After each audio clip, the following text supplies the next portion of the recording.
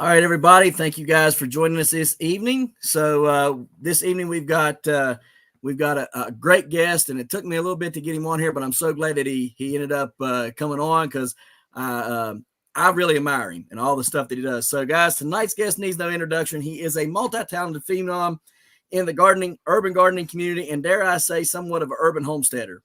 His videos are great, and his information is even greater. His growing tips are only matched by a select few. He is in a league of his own, yet among those still extraordinary gentlemen. Ladies and gentlemen, he is the one and only Dirty Punk Gardening's Jeremy Troski. Did I say that last name right? You did. Thank you. Right. Thank you. That's quite an introduction. Thank you, sir. Thank you. Glad to have you on this evening with us. So just want to jump right on into this. My first question is what got you into growing? I've always just kind of had an interest in it. I would say ever since I was in my late 20s, I've always had like a couple tomato plants, a couple pepper plants or something like that. Nothing big. When I first, my wife and I bought our first house, I was like, I'm going to put in a little garden. Like actually try to do something a little bit bigger. So I started some little gardens every year from that. Gardens got bigger. And then, eventually we moved into our new place. We had this whole lot. We're like, what are we going to do with this? Like, we were just like, we had a couple dogs that we had lost, and we lost her dad, like all this in the same year. And we were all kind of down, and we were like, we need something to take our mind off of things. We're like, let's just turn this whole thing into a garden. So we just gave us something to just dive into all year, like just keep us occupied. We just loved it so much. And then even that every year just gets bigger now. So, but yeah, I've been canning and gardening for probably around 10 years, 8 to 10 years, 8 years seriously. But yeah, I started canning a few years into gardening because I started getting so much surplus. Right. I'm like, can't give it away. Don't want to waste it. I love anything pickled. So I'm like, I'm just going to learn how to do it. So I started doing that, getting into that pretty serious too. So yeah, every year just gets bigger and bigger. That's awesome. That's awesome. So, you haven't been doing this a long time then, right? I mean, it doesn't sound like you've been doing it a terribly long time. About how many years have you been doing the gardening and the canning? About 8 years, probably. 8 years. Maybe a little more than 8 years that I've been kind of taking it serious. Well, I mean, and for only doing it 8 years, you didn't grow up doing this then, right? No, the only thing is, like, I think I got like to where I would always have a couple tomato plants and stuff like that. My grandfather would always have. He had his tomato plants out behind the house and stuff like that. So that was always just kind of a thing that was always around. So we always just kind of had that. But yeah, I didn't have any kind of influences that were like serious gardeners or anything like that. So I mean, that's pretty amazing that in 8 years, not really having that much of a background to go on, that you started gardening and canning. And doing it the way that you do it, because I'll be honest with you, most people who are in a urban setting are not going to get the production that you get, because you get the production that some people get when they've got a whole yard that, I mean, like I'm talking quarter acre or more, and you're getting massive quantities of peppers, tomatoes, I mean, loofah gourds, carrots. I mean, you name it, you get it. What do you contribute to the success of your garden? When I do something, I want to be the best at what I do, at everything I do when I do it. So I don't just, like, if I start growing something new, I'll experiment with whatever that is all year. I'll grow it, a couple times. I'll figure exactly what I did wrong, what I did right, everything I do. So the next year I'm doing better at it. And I don't know. I pay attention to the details of everything I grow. And it's not like I don't follow a book on anything. Right. Because I know my growing situation is going to be different than the guy down the street's growing situation. Absolutely. So, and that's why I always tell people, like, I'm going to tell you what I'm doing. And if you think you can apply this to your situation and it would be helpful for you, go ahead and do it. But don't think that just because you do things exactly as I do it, you're going to get the same results as me. You're going to have to do it, and you're going to have to pay attention and figure out what's working for you, what's not working for you. And that's what I do. I pay close attention to everything, and it ends up working out for me most of the time. I make my mistakes just like everybody else, but I learn from them. So right, and that's really solid information too, because being on YouTube, Instagram, TikTok, whatever the platform is, or on multi platforms like you are, we have this kind of preconceived idea from everybody who watches us that if they do exactly as we do, they're going to be as successful as we are, which is, as you said, that's simply not true, because everybody's growing conditions are different. There's microclimates within those microclimates, and totally different growing conditions across the entire community. I can go to the next door neighbor's yard and start growing, and it'd be totally different than me growing here. And so that's a good thing to be able to tell people is, if you can use it, apply it, that's great, but don't think you're going to have the same success, because it's going to be different for you. What are some of the things that that you do contribute to, or excuse me, what are some of the challenges that you face growing there in an urban setting? I don't think as far as growing, it's pretty much the same situation as it would be anywhere else. Basically, for me, I don't have the issue of space so much anymore, because in my new place, I do have a whole lot that I'm using. But that would be for most people in the kind of in my area, in my situation, space would be an issue. Other than that, not too much that kind of restricts me from doing anything anybody else would as far as growing. When it comes to like homesteading and stuff like that, I do have a lot of restrictions. I'm not allowed to do what somebody in a more rural area can do, because I'm, neighbors all around me. I'm right in the middle of town here. So right.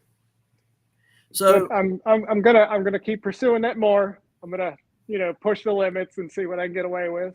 But maybe some chickens. Well, see that I don't know if I'm ever going to be able to do that, because we're not allowed to have chickens. We're not even allowed to have quail here.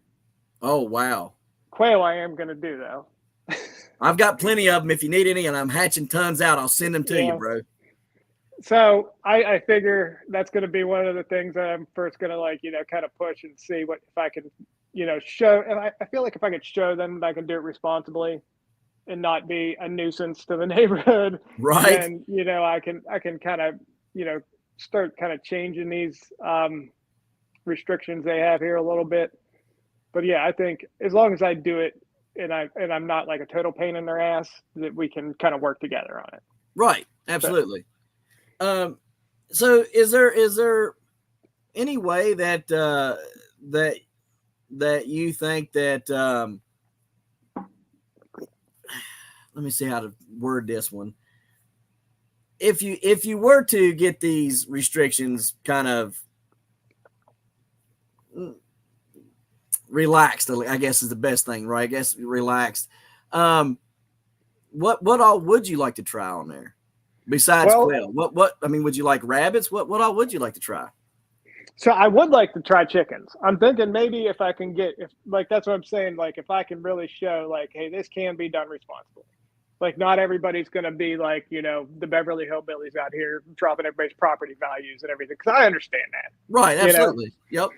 So I think maybe I could work with them on having some regulations to it. Like, okay, if you want to do it, you can get your immediate neighbors okay on it.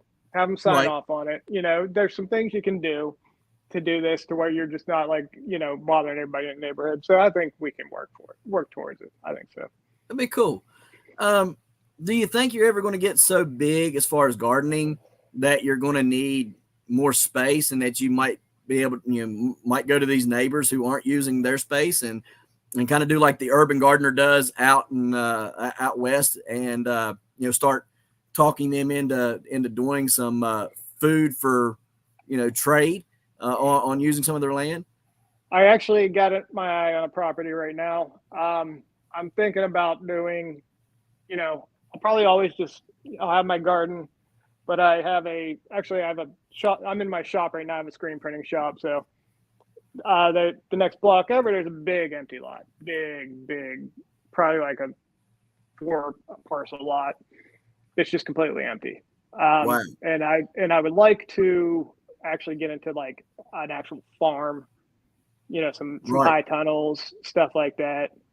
So I'm kind of working on a plan for that. That's a big move. Right. So yeah, because I'm doing a lot of stuff. I'm selling plants. I sell produce. I do like, so I'm getting more of a feel for that, so that I can, if I do jump into that, I'm ready to go. I'm Right. ready to start making it profitable. I'm not trying to figure it out after I get in there. Right. So Exactly. I'm taking my time working towards that. But yeah, definitely. At some point, I'm going to be expanding. That's I would cool. like to, make if possible, make a career out of this at some point, even if it's my retirement job. You know. Right. Right. Well, here's the other thing that to this question is there restrictions on what you can grow or the building type of buildings that you can put up, like the high tunnels and things? Are there restrictions there on that? Well, see, my way of getting around that would be to do it more as like a nursery than a farm. Okay. Okay. So, have the greenhouses, have the little garden center, stuff Right. like that, so that it runs as a business and not just like a farm in the middle of town. Right. Okay. So, yeah. That's really smart. That's very, very smart, actually. Because I was wondering if you was going to be able to get around anything if they had any type of restrictions on that. Yeah. And I Um, mean, I'm looking into grants, I'm looking into all this stuff because, I mean, there's a lot of stuff with the state of Ohio where they're actually encouraging more of like an urban kind of, farming kind of thing to happen. So there's a lot of stuff you can get to kind of help along with that. So yeah, you're doing a lot of research, figuring it out. So when I'm ready to do it, we can kind of hit the ground running. that's awesome. That is awesome. So, why do you choose? I mean, I kind of know why you choose raised beds and stuff just based on what I know about urban gardening. But for those who are watching, why do you choose to grow in the raised beds and containers and stuff like you do versus being in ground a whole lot? Well, here, like I said, we're right on the river, so um, every inch there's a river rock about this big.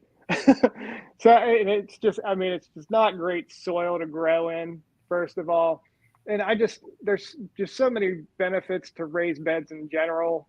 I can make that soil exactly how I want it from day one. Right. I don't have to work that soil for years before I got, a good place to grow in. Good drainage. Sometimes, here in Ohio, we'll get monsoon rains for weeks at a time, Right. and everybody's tomatoes are dead. Mine are still doing all right. So, I mean, I can plant my spring garden a little earlier because then beds warm up quicker. There's a lot of things that I think it's an advantage for. So, I just definitely prefer growing in raised beds. Okay. Have you noticed I mean, you just mentioned that your tomatoes, everybody else's will die from blight because of all the rain and stuff, or getting drowned pretty Mm. much. And you've got drainage in those raised beds. But have you noticed anything else different about what you grow in the raised beds versus what you've maybe seen or heard of, growing in ground, like cucumbers and whatnot? Any other benefits to them other than just the rain and getting the early start because the ground warms up faster? So I think like stuff like peppers and tomatoes and stuff are going to be the ones that really benefit from the raised bed. I think if you're growing, because I did have like a pumpkin patch at one point. I grew those in the ground. Like you can grow those anywhere. Like Right. stuff like that, easier stuff like the kind of squash, zucchini, cucumbers, stuff like that. You're probably fine just putting in the ground. Anything that's kind of susceptible to like heavy rains or anything like that, I think it's going to benefit more from the raised bed. Right. Like carrots and stuff too, Yeah, like root and crops. yeah, and carrots. There's something like that. You want to have nice loose soil for Yep. your carrots. You're not going to really get that, and when you plant them in the ground, they're going to be dodging rocks and everything else, and that's where you're getting all the wonky carrots and stuff like that. So yeah, I mean, there's a lot of things that benefit from it. So if anybody sees your pictures and you got this big stack of carrots that are like 12 to 18 inches long on some of them, make sure you grow them in a raised bed. Everybody's always asking me about them carrots. I'm like, but that's another thing. I just started growing carrots 2 years ago, and the first time I grew them, they did terrible. But I grew 3 rounds of carrots that year, and I paid attention to every single thing about what I was doing on those. Next year, I was killing it. Right. And it's definitely like soil is your number one thing with carrots, because if you want the long straight carrots, you don't want them to have any resistance to grow straight down, and you need to water them deep, water them super deep, so because you want that main root to grow straight down and look for that water. If you're pulling Right. carrots and they got all like the hairy roots sticking out of them, they're going this way looking for water Right. instead of down. So, Yeah. so in a raised bed, how do you do that? Do you just water the top and let it run down, or do you have some sort of system underneath the raised bed? When I don't water them often, but when Okay. I water them, I soak them. Okay. I know that water's going way down, and then I know I don't have to water that again for a long time, because it's going to take a long time for that water that's soaked down deep to dry up. So even if it's dry a couple inches on top of the soil, I know that there's water down there that they're getting to. So we talking about 2-3 weeks between watering? It really, I mean, it depends on the weather. If it's super hot, super dry, I'll water, more often. But yeah, I'll easy go, one, if we get a little rain, 2 weeks between watering carrots. Yeah. And that's another thing. You just really, you get a feel for it. Right. Once you do it for a little while, you kind of get a feel when you have to water them. And that's how everything on my whole garden. Like I just kind of, I just feel like, okay, it's time to water. Or like Right. I'm at that point where like I don't, stress about it. So what's your favorite seasonal crop to grow? Like per season, cool and summer. I think probably everybody's would be the tomatoes and peppers for sure. That's the main reason I started a garden, Right. was, to have the tomatoes, definitely, because you just can't buy them. No. Tomatoes you got, I mean, I don't care if you go to Whole Foods, something's called an heirloom tomato. It's not as good as what you're growing in your garden. No. So yeah, tomatoes for sure. And I love peppers. So yeah, it would be tomatoes and peppers. But I have so much fun growing. I love growing carrots. It's such a fun thing for me to grow. I love growing them and harvesting them, see what I get. Had a blast growing loofah last year. Right. Those So, are I mean, fun. yeah, and I mean, I'm doing that again for sure. But yeah, there's some things that are, even messing around with like different types of radishes and stuff is fun because they grow so fast. Like, I really enjoy all of it. The wasabi radish is really good. Yeah, I like those. Yeah. People do. They're a little hot, but that's Yep. how I like them. I grew those watermelon radishes last year too. They're pretty cool. I mean, they're good, but I think they're more hype for their appearance than they are for their flavor. I agree. But they're cool. Yeah. But I do agree on that. They're more because of their appearance than anything, because they're not as flavorful as you would think they are. Yeah. I'd much rather eat a Scarlet Globe or something like that as opposed to a watermelon radish. It's cool how you can grow them so big though, because most radishes, once they get a certain size, are no good. Right. They get super bitter or whatever. But yeah, you can grow them watermelon radishes the size of softballs and they taste the same. Have you ever grew the Sacagawea? No. It's a radish that gets like 100 pounds. Have you seen them? I don't know if Baker Creek has. Is that black radish? No, that's a Spanish. That's called the Spanish black or Spanish rose. I think those get really big too. They do, and they grow for like 55 days. But the Sacagawea, I think it's how you pronounce it. I think it comes from Japan, and it can get up to like 100 pounds. Like it is a massive radish. I don't have any use for that because my wife hates radishes. I love them, so I grow a bunch of them, but she hates them. She won't eat them. I'm the only one that eats them. Right. You ever try to grow a long carrot? Like them like ones that are like a yard long. I think they're like manjapuji or something like that. I know what you're talking about. No.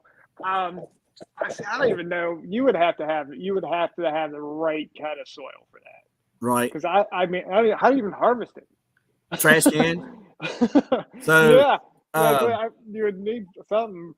That's how I grew them. The long carrots, and then Smart Pots built me a 22-foot long sleeve to grow the world record in. So I'm going to try to grow a 22-foot long. Yeah, I'm going to try to grow a 22-foot long carrot this year. Yeah, but no, seriously, I've grown giant carrots. I got one carrot that was almost 5 pounds. like just the single carrot, but it had a lot of arms and stuff on it. But it reached the bottom of a trash can. And so I kept playing around with it. And like, let's say you want to grow one of those long ones in your raised bed, right? You can take a piece of PVC pipe and stick it on top of your raised bed. So like let your carrot start in the top of that, and then just set, once you start to see it come out the bottom of the PVC pipe, set it in the soil about 2 inches deep in the raised bed, and then give it some supports or whatever, and continue to let it grow down. And you can get a pretty long carrot that way. I just kind of would like to see you try to grow one of them, because that, I mean, you can get regular carrots to grow like that. I'm pretty excited because last year I was pulling my carrots and I pulled a 36-incher out. And I was just like pulling them, and they was all, anywhere between 2 and 3 inches to like 8 inches. And I pulled this one, and it was like watching Harry on Home Alone pull the cord and the iron come down and smack him in the head, right? And just, like, that's what it was like. Just kept pulling it out. I was like, where is this going? And but I mean, once I seen your carrots, I was like, this guy's like kicking tail with these carrots. So I'd kind of like to see you grow some really long carrots, because maybe I'll think about a technique, maybe give it a shot. I actually I grew carrots into February this year. I seen that. So I did a little experiment. I just left them out there, and so I mean, some people say they keep them in all year. I don't know. I don't know how they keep the bugs and stuff from eventually getting to them, because that's what I don't either. Once the bugs start, even a little bit of damage from bugs, then they're just going to start rotting and stuff. And that's what almost all the ones the other day when I went were just kind of rotten, or they had like the bug damage to the point where they weren't usable. Right. But well, I know now, so at least I'll just start keeping enough out there to where it'll get me to February. I mean, and probably by February you could re-sow the beds and come up in March, right? Yeah. So I'm gonna actually. I think we got some rain for the rest of the week, but I think Monday it's going to kind of stay steady in the 60s.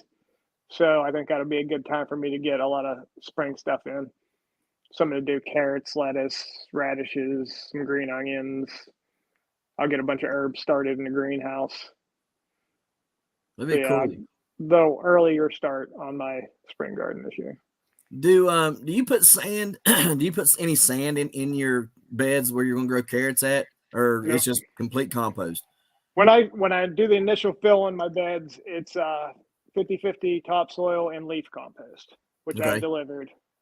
And then every year, so I have my winter compost going that I start in the fall, and I leave that for the winter, so that when I'm ready to plant in the spring, I got a big batch of compost there that I'll add to all the beds. And if need be, I'll broad fork them a little bit, kind of work that through. And then throughout the year, I have just rotating compost batches going, and I'll just keep amending the beds all throughout the year. So I'm just constantly adding new compost. And then every 2 or 3 years, I'll just top the beds off with another mix of that topsoil and leaf compost. That's cool. But no, I don't add anything other than that initial topsoil and leaf compost, and then my compost. Have you ever played with mushroom compost any? Yeah, I mean, and that I feel like that's interchangeable with leaf compost. Okay. Whatever you have access to, because there was a point where that was what the people I was getting delivered from had mushroom compost, so I would go with that if they had that. But yeah, I think they're pretty much the same as far as the quality of what you're getting. But I always have it delivered. I don't know why I see all these people buying bags of soil and compost and stuff like that. You got to have somebody local to deliver it for you and save you, at least half the money. Yep. And the trip to Home Depot to haul 50 bags. Right. Well, I mean, you got to think about this. You make a very valid point, because if you buy a bag, which is like I think one or half a cubic foot or something, 1 cubic foot, something like that, or cubic foot, 1 cubic foot. That bag of Happy Frog, by Fox Farm or the Ocean Breeze or whatever it's called, Ocean Forest, from Happy Frog, both of those soils are, like $25 and $30 some a bag.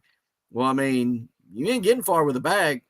I mean, you know what I mean? Like, and you can get a dump truck load for 275 to 400, depending on who you get it from and what it is. I think last year I got a yard of topsoil and a yard of leaf compost mixed and delivered, dumped in my house for $108. Wow, that's really cheap. That's really, really cheap. Maybe I should start having them deliver it down here too, because I'm paying between 275 and 4. Just depends on what I want and how much of it, you know. So that's a really good deal. Next question is you know, how do you lay your stuff out to maximize your area?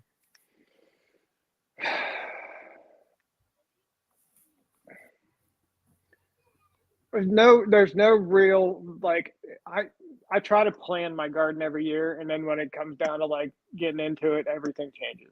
Right. So it's basically once I get going, and then I put something somewhere, and if I don't like it, you know, and it's just I kind of whatever feels right, like, and then basically I get things as close as I can, just so I can walk through, and then you know, I have basically the outsides of my area is my beds where I'm growing my vegetables and stuff like that.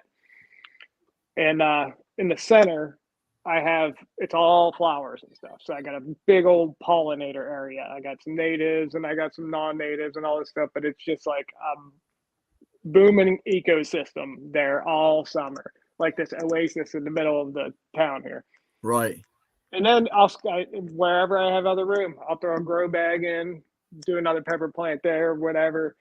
But I don't want, you know, I don't want things too jumbled, and I want a good mix of stuff. I want different herbs everywhere, and I just, you know, and you know, always keeping in mind we're attracting pollinators. You know, and I don't know how much I really believe that like some crops will repel pests and stuff like that, but I do it anyway.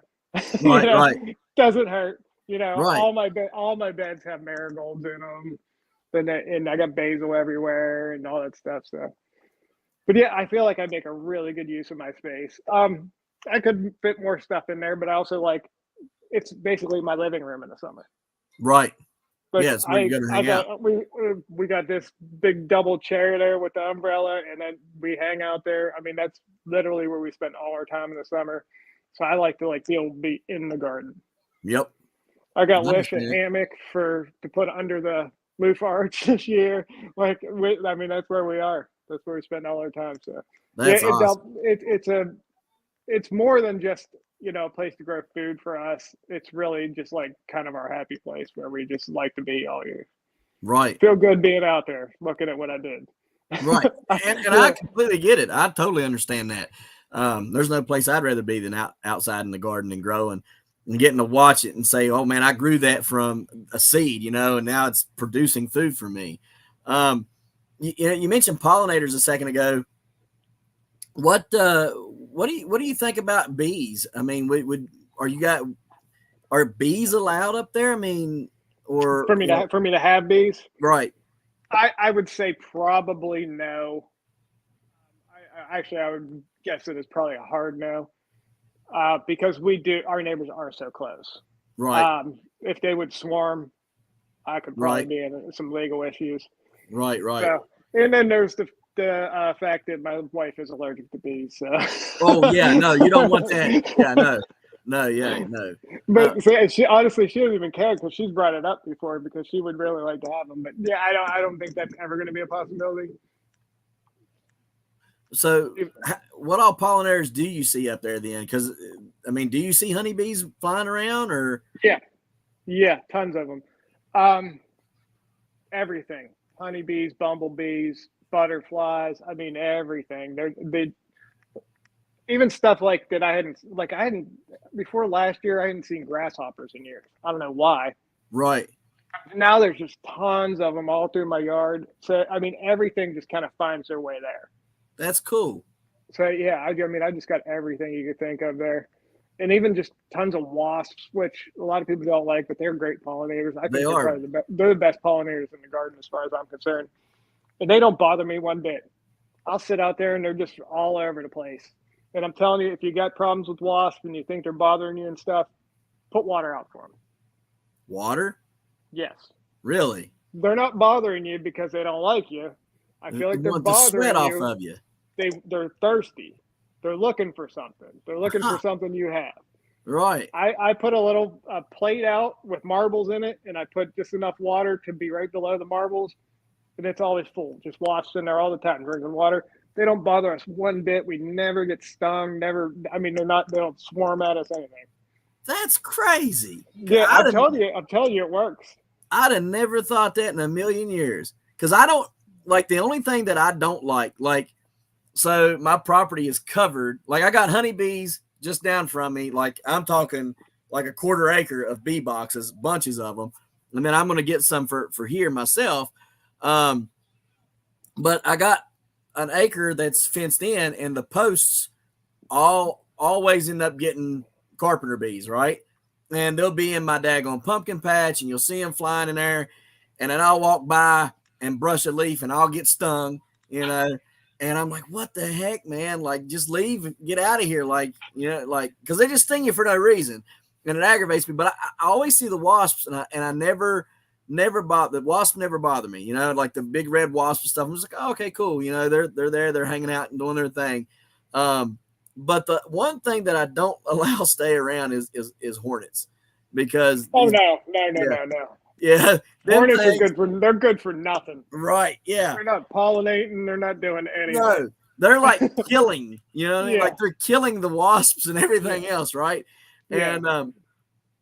And so past couple of years, for whatever reason, I don't even know where they came from or why they chose to come here. But the past 2 years, we have had hornet nests, like just all of a sudden, like overnight, boom, here they are. And it's like, what in the world? So I'm trying to figure out what I can bring in to keep them away, because obviously there was something here before that kept them away, and they weren't a problem. So I got to figure out what was here that kept them away, because them things are horrible. Oh yeah, they're a menace. Do you have any problems up there with them? This year I have a little shed where I keep some of my garden stuff, and I got into that this year, and it seemed like out of nowhere, big old hornet's nest in there. But that was the only one. I don't leave a lot of places for them to build nests and stuff. Right. So I don't have that big of an issue. But yeah, that was the only time this year, and they had to go quick. Yeah, absolutely, man. I hate them things. So we already kind of touched on canning and stuff. Well, hang on, let me backtrack real quick before we get to that part. You mentioned you take and put in your pots, your fabric pots, right?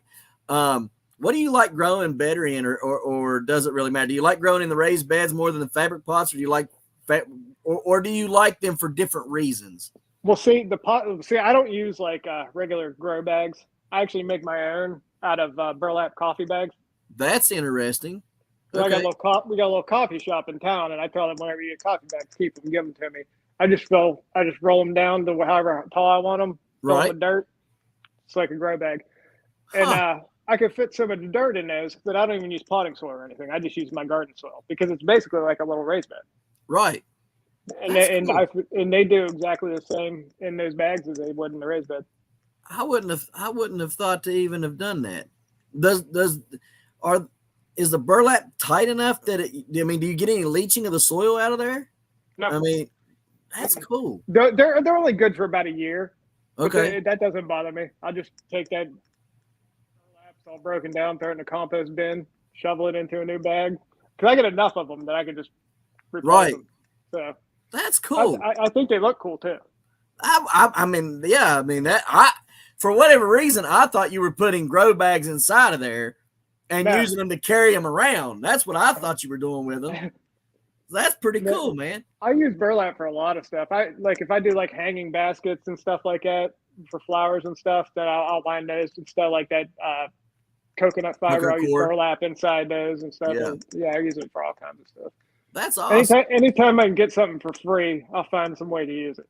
yeah, me too, right? That's the best. If it's free, it's for me. Mm-hmm. So we kind of touched on canning a little bit earlier. You said you started canning about 2 years after. So you've been canning for about 6 years then, right? Well, no, I've probably been canning for about 8 years. I've been gardening for about 10, but seriously for about 8. So once I started taking it serious is when I decided I want to start canning. Okay. For about 8 years I've been canning. Okay, cool. So we know that you got into it because you were producing so much food and you didn't, like you said, you can't give it away for some reason. I mean, I got the same problem here. You can't give it away, but you can take it down the road and sell it, at the flea market. Yeah. And but then that takes up a whole day, and who wants to spend a whole day, right? And I'm like you. If I grow it, I want it ate in some way, shape, or form. Whether it's me eating it, the neighbors eating it, somebody needs to eat it because it got grown, and I hate to waste anything, right? So we know that's what got you into canning. But how much food are you putting up in a year? So in our house, it's just me and my wife. So I do a lot of pickles, peppers, pasta sauce, all kinds of stuff. And I'll do enough to last us until we do it again next year. And then with some stuff like jalapenos, pickles, stuff like that, we'll have to give a bunch away at the end of the year because there's no way we can use it all.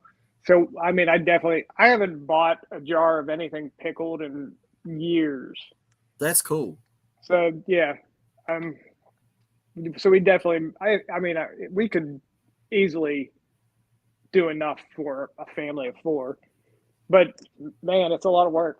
Right. Oh yeah, absolutely. It's a lot of work, but that's awesome because you think about how much food, if you can do that much that you could put away for a family of 4, I mean, and you got that small of an area, that is a lot of production in that little bit of space. That's just amazing. That's absolutely. And you also got to figure, what we're eating all year and what we're giving away all year. Right. And we do sell some too.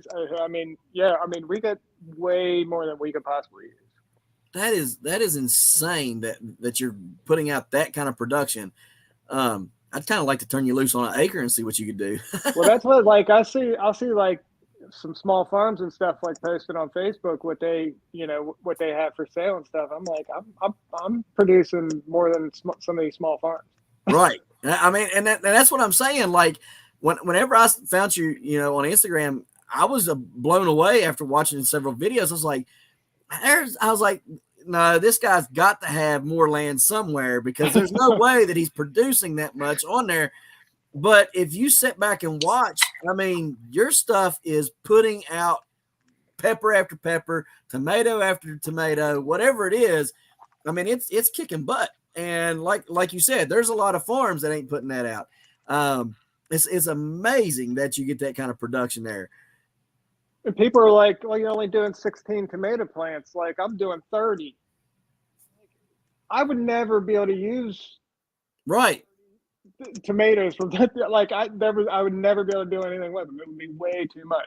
Like, I've come up with my methods to where I'm producing enough that I can get away with 16 tomato plants. Right. It's still way more than I need.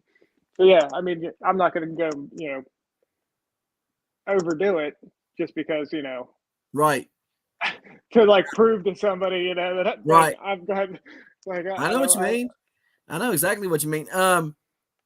What kind of tomato plants do you like? Do you like indeterminate or determinate? I don't grow any determinate tomatoes. I don't either. To me, I feel like they're a waste of space. Yep. Yeah, like anything that you can do with determinate tomatoes, I can do with my indeterminate tomatoes. Exactly. I can make sauces and all that stuff. Like I bet you $100 if I make you a sauce out of Berkeley tie-dyes, it's going to be better than a sauce out of San Marzano's. Berkeley tie-dyes are my jam, bro. Them things taste so good. Oh, they're best tomatoes I ever ate. But yes, I just see no reason to waste the space on a determinate tomato. Right. Doesn't make any sense to me. Like, right. If you got the space where you can grow, all that stuff, and that's not going to, take place of something that something else you'd rather be growing. Right. Yeah. Then I might do it then, but now I just got to be I got to choose, exactly what I want to grow. Right. Due to my space limitations.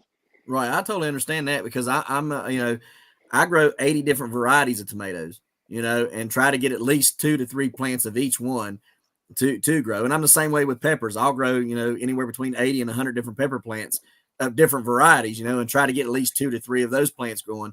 Only because I like it. And like you said, if you make a a tomato base, right? Which you can use for tomato sauce or whatever, or not tomato sauce, but spaghetti sauce and stuff like that. People don't understand that the flavor profile is going to be so much better when you've got either straight Berkeley tie-dyes or Berkeley tie-dyes and orange peach tomatoes put together with a little bit of habanero, or not habanero, but jalapeno and chocolate sweet peppers or the Lachey peppers or something like that. Like, the flavor profile is so much different. You get so many different notes and so many different explosions, I guess you could say, in your mouth, for lack of a better word, that it beats anything that a determinate tomato is going to make, because you're basing it off of one plant, and you're saying, okay, this one plant's going to put off everything I need, and I'm going to can it all and put it all away. That's kind of boring. Mm-hmm. I mean, really, at the end of the day, it's very boring. And all through the summer, I'll just, pull some tomatoes off, and I'll just make, small batches of sauce, just for dinner that night. Grab a few different tomatoes and just kind of play around with it, see how things are. That's awesome. I made a sauce out of just straight Berkeley tie-dyes last year, and I'm telling you, it was the best sauce I ever had. I can believe it. I can believe it, because it's got a great color too. It's got that nice dark color to it. I love the way they taste. The only problem I have with them down here is they get blight on me really, really quick for some reason. Yeah. So I actually used Berkeley tie-dyes to replace my old favorite, which was the Cherokee Purples, because I had a hard time with those. Right. They just weren't. They were delicious, but they were never good producers for me. Yep. I had the same problem with them. And the Berkeley's actually a cross between the Cherokee Purple and the Green Zebra. So I thought, that's where it. And I kept hearing, how good the Berkeleys were. So I'm like, I'm going to give these a shot and see if these can, be my new Cherokee Purples. And I actually like them a little better than the Cherokee Purples. They are very good, and I like them a lot. And I put them up in my front yard this year, because in the garden they just did. I tried them 2 years in the garden. They didn't do it very good at all. I put them up front, and they produce like crazy up front. So I guess the backyard must have some sort of disease or something in it that I can't get rid of, and front yard don't. So they did good up there, but yeah, I can't grow as many up here as I can back there. So that kind of sucks. And there some are just more susceptible to disease, like the Cherokee Purple one. I'm sure that is, follows into the Berkeleys as well. Right. But, some are just, and I think it's just heirlooms in general. Yep. Are a little tougher. So, they are. But, it's worth it. Absolutely. Absolutely. Because I've had people talk, well, why don't you try to grow, these new disease resistant, plants and this, that, and the other. I like my heirlooms. I like my Baker Creek stuff, and because when it grows, it tastes good, and I love it. And I'll grow. There are some like I'll do the like some early girls and stuff like that. Just your basic round red tomatoes. Just kind of have them on hand, because they're just so prolific, and you're always got those. And honestly, that's like when you're giving stuff away, that's what a lot of people want. Right. It's kind of hard to give away a black looking tomato, a lot with of green people stripe. are afraid of them. But the thing is, when I do get them to eat them, that's all they talk about. Yep. That's exactly how it is here. So every year they're like, hey, you growing those again? So yeah, it's just getting them to get over the color they have in their head that every tomato is this perfectly round red, right? Walmart looking tomato. So once you get them past that, then they realize that they've been missing out on a whole world out there. A ton of different stuff. Like so the kids, I got a kind of a deal with the kids. They help me out in the garden. Then anything that we have left over, they can take and sell it up here in the front yard, right? And they get to keep all the money off of it and do whatever they want. And people were stopping by, and they were like, well, why is that tomato white? Or why is that tomato still green? I'm going to use it for a fried green tomato. My oldest would be like, no, you can't do that. That's ripe. Well, no, it's not ripe. That's a green tomato. You fry that up. Don't you know what a fried green tomato is? My son's like, no, that's a green tomato. It's meant to be green, and it's ripe right now. So he comes in, hey, Dad, people's questioning why they're white, why they're brown looking, why they're this, why. He was like, what can we do to fix it? Because nobody wants to buy anything but the red ones, and we don't have a lot of red. And I'm like, all right. I said, what we'll do, we'll take some of the smaller ones, that we have. We'll cut them up when they stop by, uncover them, and say, here's a sample plate. Take a bite of one of them, whatever. And once he did that, the whole neighborhood was talking about, man, they got white tomatoes down there. They got black ones. They got purple. They got this. And it really, but you're right. They have to get over that preconceived idea that every tomato has to be red or there's something wrong with it. Mm-hmm. And trying to break them of that is a hard task sometimes. Yeah. So even carrots too, like trying to get people, like if I'm growing purple carrots, yellow carrots, they're like, I just want the orange ones. I'm like, right. All right, man, you're missing out. Right. Well, I mean, cosmic purples are great. The dragon carrot, I can't remember it's dragon something. It's a purple carrot. It's really good. The Kyoto reds are good. The black nebulas are good.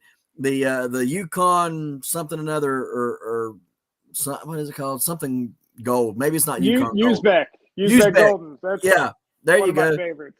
All of them are awesome. The Kudiger, which is a white one, so good, but people are just like, yeah, no, I just want the orange ones, and it's like, but these are sweeter, and they're better for you. Yeah, no, I just a plain old carrot's fine with me. It's okay, man. I mean, but you're right. I mean, it's the same thing with with green peppers. You try to give them, anything but a red or a green pepper.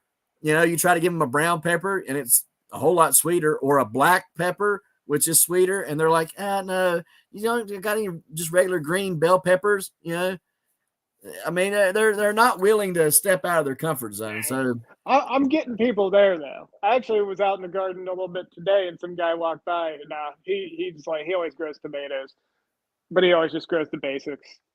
And he's like, you gonna have any of them black crim plants this year? I was like, all right, we got you. There you go. That's what I'm talking about. People are starting to get it. That's right. And that's what it's about. It's about trying to, once you found out, it's about trying to show that world to everybody else, and share that with everybody. Because, I mean, I was raised that there's only certain types of zucchinis, there's only certain types of tomatoes and certain types of peppers. And I had no idea that there was anything else besides what I was brought up growing and knowing about until 2020, when I was like, I'm kind of bored of all this same stuff, And I started looking in, and I was like, oh, there's this and this and this. I'm like, oh, so now I've got a seed collection my wife hates. But a couple more questions. I'll let you cut out of here. So where do you get a lot of your recipes from? Because I mean, you canning and cooking, because there's not a lot of people on Instagram who grow their own food like you do, can it like you do, and cook it like you do. Because, I mean, really, you're like a chef, all in one kind of dude, man. I mean, you got everything, bro. So with canning, I'm a pretty by the book canner. So a lot of things I'll tell you, because I used to try different recipes I would find for certain pickles and stuff like that. I'm a big fan of Mrs. Wages. Right. Like, you're never going to find a dill pickle recipe that's going to beat Mrs. Wages dill pickles. So as far as I'm concerned, save yourself the headache and, making your own brine, all that. Just go with that. Same with their bread and butters. I like to do their bread and butters. Favorite pickles I make are just regular pickle slices, Mrs. Wages bread and butter with a whole habanero in them. Oh yeah, best pickles on the planet. I stock up on those because I just crush them. But but for other stuff like cowboy candy, stuff like that, I'll find a tested recipe that I know is a safe canning recipe. And then without tweaking like the acidity or anything like that, I'll go ahead and adjust flavors and stuff like that. And sometimes it'll take me a couple years to get to where I want them to be. Right. But like with my salsa, I got that to the point where like I think it's perfect. The cowboy candy I made this year is fantastic. But yeah, I just if it's not something I can use with the Mrs. Wages pasta sauce, I think it's really good too, because you can always play with that as well. Right. Using different tomatoes and adding some different stuff to it if you want to, but it's a good base to start with. really makes things a lot easier. Because man, canning tomatoes in any form is just a process. Yes, it is. It's a it, very big and process. honestly, an easier way to do it if you're doing sauce is freezing the tomatoes first. Because I mean, you don't have to boil them, you don't have to do any of that. Thaw them out, skins come right off, blend them up, Really? cook them up. Yeah, I just made a video recently where I had actually just pulled some out of the freezer from Right. last year and canned up a bunch of sauce. But yeah, that makes making sauce way easier. But I remember that. but yeah, and as far as cooking, I'm not a chef. I'm not. I don't even consider myself a cook. I just learned how like what's tasting good. I go out in the garden. I see what I have to harvest that day, Right. and I make something out of it. And I do by doing that, like all the time. I just kind of start to get a feel for like what I can go grab and what I can make that day, and whatever. So yeah, you really just if you just kind of say, hey, I'm cooking from the garden, a couple of days this week. I'm just going to get what I can from the garden, maybe find some kind of protein to add to it. But I'm just using stuff from the garden, and you really start playing with it, and you get all the flavors and all that stuff. So I do a lot of like pan sauces with my tomatoes and peppers and stuff like that. And yeah, you just kind of learn. I think any kind of chef would cringe if they watched me in the kitchen. I but don't know, bro. You make but some stuff that looks too but good, man. yeah, I'm like generally pretty happy with how things turn out. Yeah, like the finished product can look pretty good, but my process probably isn't great. But yeah, Hey, to me, it's fun to learn, to like, and it feels really good if you're like, man, I just make like sometimes I'll just make something completely vegetarian out of the garden for dinner, and I'm like, right, I don't even care that there's no meat in this. Like I'm enjoying it, like it's good, right. and I feel really Absolutely. it feels really good to just your dinner if you made something great out of stuff that you just went and harvested out of your yard. Right. Yeah, and I totally agree. I'm the same way. It does give you the sense of kind of like successfulness and a little bit of pride. Like, oh yeah, I grew that, and now my whole family's eating it, and they're eating healthier. And I know what's in it. I know how it was grown and everything. I mean, but back to what you're cooking. Your process might look like craziness but your finished product is like awesome, because those stuffed peppers is one of my favorite things that you had done this year. And like made a spaghetti, like you stuffed the peppers with like Italian sausage or something, Mhm. and then made spaghetti. And I'm telling you And what, man, that's what I made I made that sauce. I just made that sauce fresh with the Berkeley tie-dyes. That was when I made that. that is crazy, because that looked too good. But yeah, those peppers, that was the first year I grew those. That was they're called Ralph Thompson squash peppers. Super happy with those. I'm growing them again this year. They were hotter than I expected them to be, but they're a little weird because some are hotter than others. Like there's not a consistency to the heat in the peppers. Like Huh. some will be like jalapeno hot, and some will be like almost habanero hot. That's like one So that your wife tried, and at first she didn't get heat, and then she did, yeah, right? yeah. So yeah, like one of us will be eating one, and it'll be like, oh, this ain't bad, and then one of us will eat another one, and it'll be like, I'm on fire. So, but it's not for me. It's not too hot that it's like, you can't stand it. But yeah, you got to kind of be cautious because there is no consistency to the heat in them. But they're really good, really sweet peppers, and they are absolutely perfect for stuffing. What Perfect. what do you think the inconsistency was about? Do you think it was I have just the no pepper? idea, and it's like I could see inconsistency from like plant to plant, just being maybe a different condition for the Right. plant. But from pepper to pepper, I don't know. That's crazy. I I don't know. Maybe it's maybe it's a size thing. I didn't really get a chance to kind of figure out what it was. But yeah, she noticed. We both noticed it. Like one can be pretty mild, and one can be like super hot. that's crazy. I want to grow some now just to Yeah, see if I can. I recommend it, man. They're really good. They're very versatile, and like I said, great for stuffing and stuff like that. And I Right. mean, even the canning and it's I like to because the heat's a little more. So like if I do like a jar of like wax peppers and I want to add a little more heat to them, I'll throw one of those in there, or I'll chop them up and mix them in with the wax peppers or something. Okay. That's cool. I'm gonna have to find them and try them out. last question, and I'll get you out of here. And you don't have to answer this if you don't want to, but I always ask this for anybody who's social media. Um, you know, if you were gonna tell somebody to get into it or whatever, you were telling somebody who already is in this in social media, what advice would you give them? If they wanted to get into like the garden content creating, Yep. I would say really the main thing is to be yourself. Like, don't get in there and like look at what everybody else is doing. Like, oh, this guy over here is successful. I'm gonna try to do what he's doing or whatever. The main thing is to just connect with people and like be real with them. Don't try to front like don't just show the good stuff, Right. you know, and get to the point. Like, it doesn't have to be a movie. Like, it doesn't have to Right. be some kind of cinematic feature every video. Right. Tell them what you're doing. People just want to know what you're doing, and they want you to explain it in a way that's easy to understand. Yep. And that's what people want. They want to learn from you. So yeah, just be yourself. Yep. Is really the main thing, and connect with people and be responsive. Like, don't be one of the people who like isn't responding to comments, isn't responding to messages and stuff like that. Like, that's so Right. annoying. Well, Yeah. and I'll be honest with you.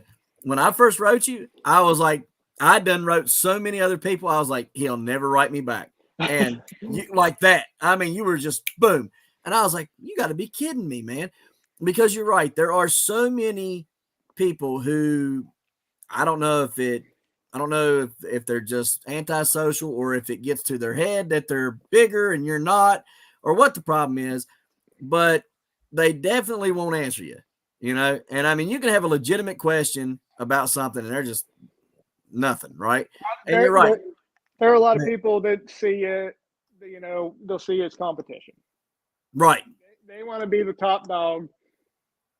They don't want to talk to, anybody else that's doing it. So, Yep. I totally understand that and agree with that because in the giant growing world, any conceived threat of knocking somebody off of their pedestal, you are automatically dogged. You know what I mean? Like, it don't matter. Like, if they even think it's your competition, you get dogged, So I completely understand that. Well, I'm gonna go over this little bit here, and then we'll wrap this up. So this is who all I got coming up next. Um, next week we got Blues Self Reliance, March 19th. We're not going to be live on March 19th. We've got John Kohler. He's really big on YouTube. He's got almost 1 million followers. We sat down with him and had an hour-long conversation, and we recorded the whole thing. So we're going to release that on that date on March 19th. So that'll be your live stream for that day. March 26th, we're trying to nail down somebody still. April 2nd, we got Aileen from Welcome to My Kitchen. We've got on April 9th, we've got Marco from Agro Thrive. April 16th, we got Travis Ginger and Randall from Extreme Gardening. April 23rd, we got Jim Ford, who is another giant grower. April 30th, we've got Chad from Colorado Giants, who is, again, another giant grower. May 8th, we've got Tony from Kettle Kitchen. That'll be on a Wednesday, not a Tuesday. May 14th, we've got Christine from Gillen Farms. May 21st, we're trying to still nail down somebody. May 28th, we've got Enoch Graham, the Urban Gardener. June 4th, we've got Zach Hatton from Hatton's Homestead. June 11th is Nick Kennedy, which is another giant grower. He's a California state record holder at 24.97. June 18th, we got Adam Weber. June 25th, we got Jesus Loving Homestead. July 2nd is Milk and Honey Homestead. July 9th is Flourish Florida Farm. July 16th is Big Valley Living, and July 3rd is Where to Begin Homestead. And we can keep on going. August 6th, we've got Texas Garden Guy, another great guy who you were just on his show. Yeah. And that was a great show that you guys. It's fun. It's fun. Yeah. It's always fun with him, man. He's another great guy, but I really appreciate you doing this, Jeremy. Thank you so much again for coming on and giving us your time this evening. And it was a great time to be here and get to talk about gardening. Last question is, what all do you got going on for your growing season right now? What are you doing to start it all off? I got some stuff in the basement right now. I got my peppers, my tomatoes. I got a bunch of petunias. I got probably 300 plants in the basement right now. Some loofah, and that's my early stuff. And then here, within the next few weeks, I'll be doing the bulk of my seed starting, which will be probably about 800 more plants. Oh, wow. That's a lot. That's a So lot. yeah, I got a lot. I got a whole basement down here, the whole operation. So yeah, and then we're getting into like finish up the greenhouse, building some more beds, doing all that stuff. So we got a lot going on this year. That's going to be great. Now, where all can everybody find you at? Dirty Punk Gardening, I'm on pretty much all of them. My main focuses are Instagram, Facebook, and TikTok, but I'm working on YouTube. I got some videos up there. It's kind of hard to Run multiple do the platforms. horizontal video when everything else is vertical. So Right. I totally understand. Yeah, I'm working on it. I'm out there like this, and then I have to do this. And then I have to go back to this. And I go back to this. And then sometimes I've been like this and I'll do this, but the camera didn't do it. Yeah. So and then you're like, well, there went that clip. Then you got to edit and you don't have a video. Maybe I should get 2 phones. Yep. Well, look, man, if you don't care, stay on here. I'll end this chat and we'll wrap up on the other end of it. But again, thank you so much for your time this evening. All right, man. Thanks for having me. Yes, sir. All right, guys. So we'll see you next time right here in the Hollers and Hills of West Virginia. See y'all.